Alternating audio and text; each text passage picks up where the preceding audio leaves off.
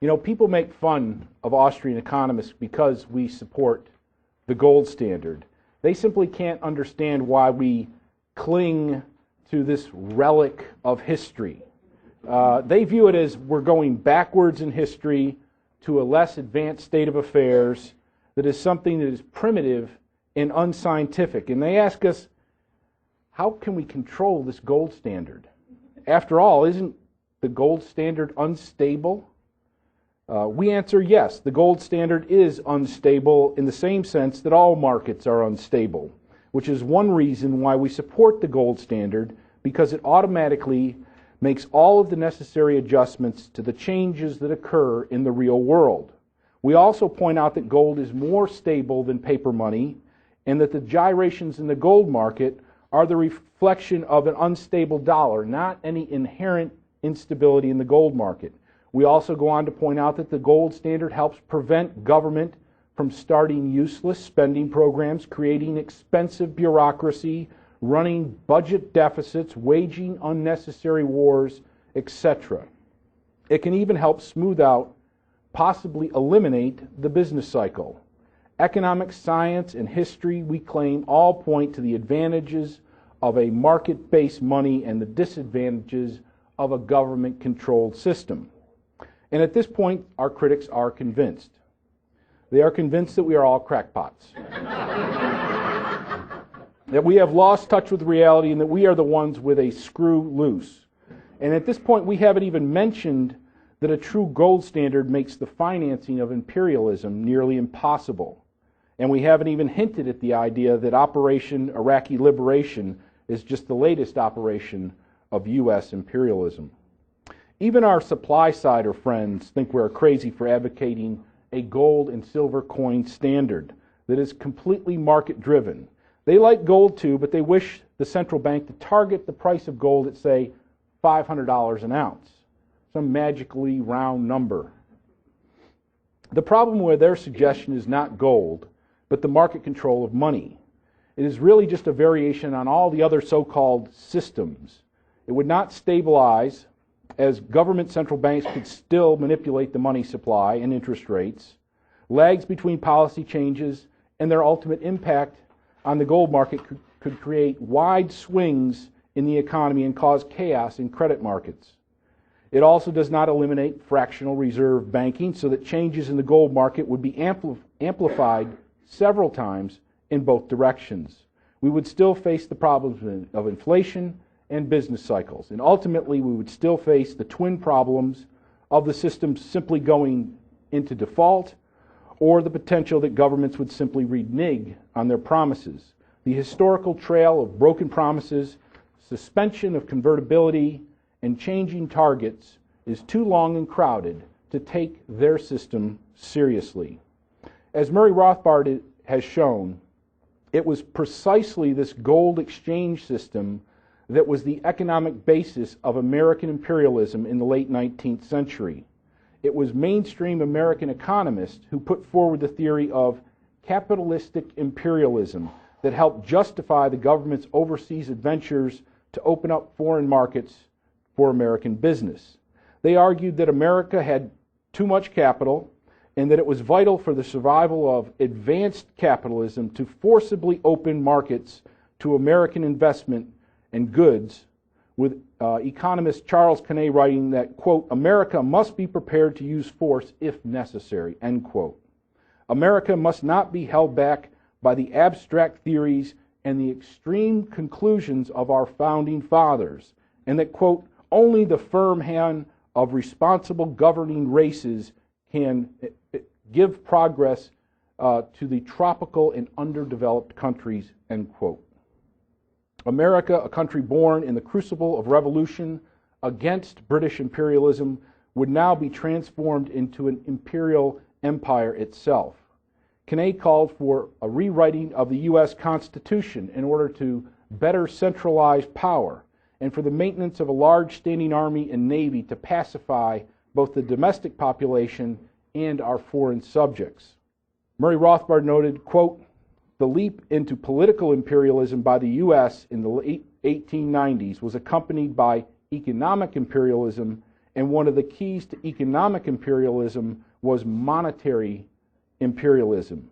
In brief, the developed Western countries by this time were on a gold exchange standard, while most of the third world nations were on a silver coin standard. What the new imperialists set out to do was to pressure or coerce third world countries to adopt not a genuine gold coin standard, but a newly conceived gold exchange or dollar standard, unquote. The idea here was that foreign central banks would hold their reserves in dollars deposited in New York banks so that when our banks inflated, gold would not flow out of the country, as would be the case on a genuine gold standard. Hence, the U.S. used political, economic, and military pressure to persuade our new possessions and other underdeveloped countries to join the dollar system. By the time of the Panic of 1907, which was, of course, the justification for the Federal Reserve, the gold standard had been firmly shackled and had lost all of the qualities that made it the foundation of capitalism, free trade, and prosperity. And then, of course, the adoption of the Federal Reserve Central Bank, the breaking of the last linkages of gold, and the further dollarization of the world banking system that has occurred since has only enhanced the economic arm of U.S. imperialism. Nowadays, the U.S. Treasury can issue bonds in astronomical amounts only to be absorbed seemingly harmlessly into the Fed and other central banks around the world. For its part, the Fed pays for the bonds with a simple electronic bookkeeping entry in its accounts, and no one is the wiser.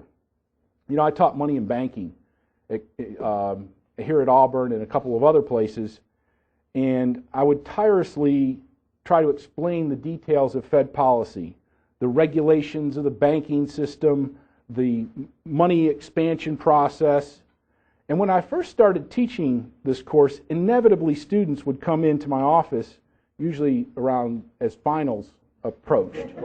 You know, so they would have gotten the whole story by then, and they would say, you know, this just doesn't make any sense, or I'm just not getting this, or Dr. Thornton, I must be missing something here. And of course, then I would explain that in order to really understand all of this, you have to think of it as a scam. Something, you have to think of it as something that's criminal, and that normally what is going on here would be against the law, but in this case the government is allowing itself to break the law. And then I would remind them of all the different categories of who benefits from inflation and who's hurt from inflation. And I remind them, you know, all the beneficiaries, they're all with the government or the government related. And you know, I only wish I had like a photo scrapbook of their faces that I could pass around to you today, because they were, you know, in many cases it must have been the biggest shock of their lives. They were just completely dumbfounded that the government had created the system essentially to rip everybody off. Only a market-based monetary system eliminates the possibilities of inflation and business cycle, and this system also prevents governments from embarking on the path of imperialism. Here, money would consist of gold and silver coins. Money would be defined by the market as a certain weight of a certain metal of a certain level of purity. The supply of money could only be increased with new mining production or diversions from other uses of the metal via the market mechanism. Banking would be based on 100% reserve requirements on all demand deposits. All demand deposits and bank notes would be redeemable on demand, and all defaulters would be forced into immediate liquidation. Bank runs would check the behavior of errant banks, and bank panics would be eliminated. Saving would be matched up with investment in a stable and a harmonious way, and business cycles, properly understood, would cease to exist. Most importantly, market-based money in the form of a gold standard would force governments back towards the classical liberal society and prevent its antithesis, imperialism. It is the central banking and fiat money system that finances imperialism. As Mises stressed, quote, "The meaning of the idea of sound money was devised as an instrument for the protection of civil liberties against despotic inroads on the part of governments. Ideologically, it belongs in the same class with political constitutions and bills of rights. The idea of government paper money is appealing to those of limited intellect and to those who believe in the power and glory of the state.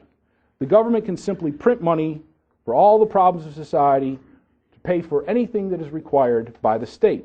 If a stingy legislature fails to pass the necessary taxes, executives and bureaucrats can spend borrowed money effectively laundered by their central bankers. What they fail to recognize are both the economic problems of inflation and that unshackled politicians spend for their own interest, including unnecessary wars and other imperial adventures. In fact, while Austrians emphasize the importance of sound money and the problems of inflation, we hold this last impact of sound money in the highest regard, because blocking imperialism and despotism is essential for the survival of liberalism. And this, of course, Adam Smith would say the same thing, Edmund Burke, and so on. However, I would like to quote Joseph Schumpeter here at length on this point, both for his wide-ranging authority on the subject and because he is considered one of the least doctrinaire in terms of policy among Austrian economists. In fact, some Austrians would call him a socialist. So let me quote him at length here. Quote, "At present," and he's writing in the early 1950s, "we are taught to look upon such a policy as the automatic gold standard as wholly erroneous, as a sort of fetishism that is impervious to rational argument." That's us. "We are taught to discount all rational and all purely economic arguments that may actually be adduced in its favor. But quite irrespective of these, there is one point about the gold standard that would redeem it from the charge of foolishness, even in the absence of any purely economic advantage.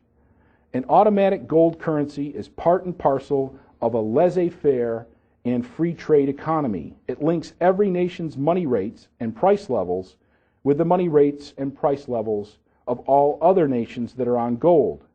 It is extremely sensitive to government expenditure and even to attitudes or policies that do not involve expenditures directly, for example, to foreign policy, to certain policies of taxation, and in general to precisely all those policies that violate the principles of economic liberalism.